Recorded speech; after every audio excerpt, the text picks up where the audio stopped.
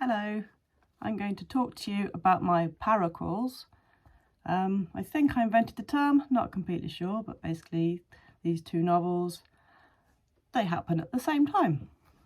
The Ultimate Autograph Hunters is the latest one, which runs parallel to the story in the Extreme Autograph Hunters. What I'm going to do now is read a little bit from the new one. So in this book, The Extreme Autograph Hunters, there's a section where two of the characters fall out and Alistair goes for a little grumpy walk and he leaves his friend Jeremy to it. And the bit where he goes missing is what happens in this book. And the two girls, who are also time travellers, collecting autographs from all throughout time, Joanne and Rosemary, they meet Alistair on his travels. Well, they meet each other many times, but this is just one time, which is parallel timey-wimey. So here is the extract.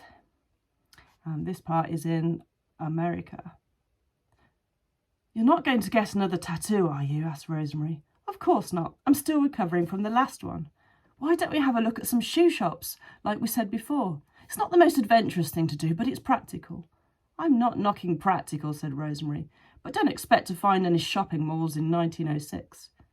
The girls wandered around for some time until they eventually came across the street which offered a bakery, a grocery store and a cobbler's, but no shoe shop. Joanne eyed the row of leather shoes in the window display of the cobbler's. "Even if we found a Beatties or whatever they had in 1900 America, we don't have the dollars to pay for anything anyway." "True," said Rosemary with a sigh.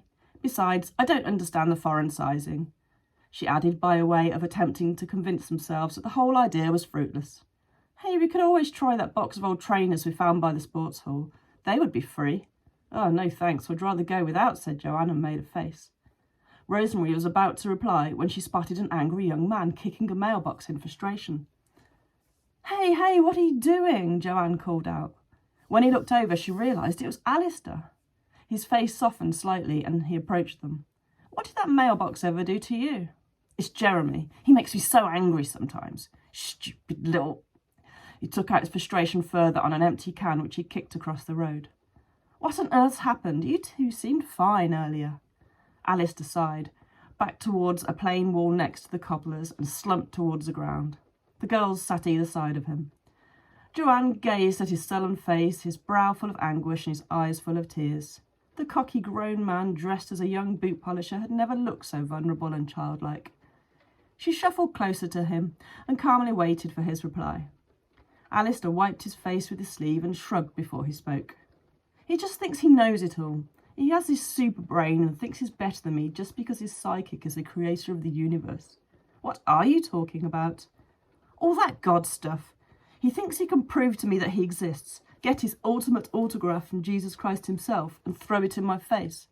"That doesn't sound like Jeremy," said Rosemary. "I can't imagine he'd do anything malicious. Are you sure you've got it right?"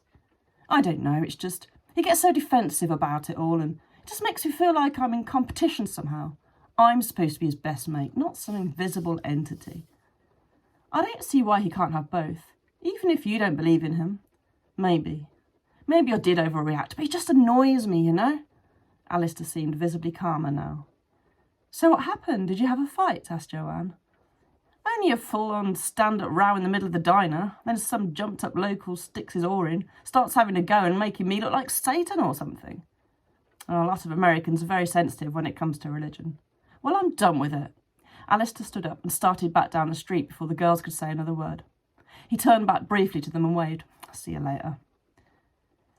By the time the girls had scrambled to their feet, he had turned the corner and disappeared from view. Joanne went to follow, but Rosemary stopped her. "Maybe we should just leave him to calm a bit more. We'll catch him later at the diner, I'm sure." Joanne nodded in agreement. Rosemary gazed absently at the shoes in the window. She could almost smell the leather. Joanne suddenly said, "So, Rosie, what would your ultimate autograph be?"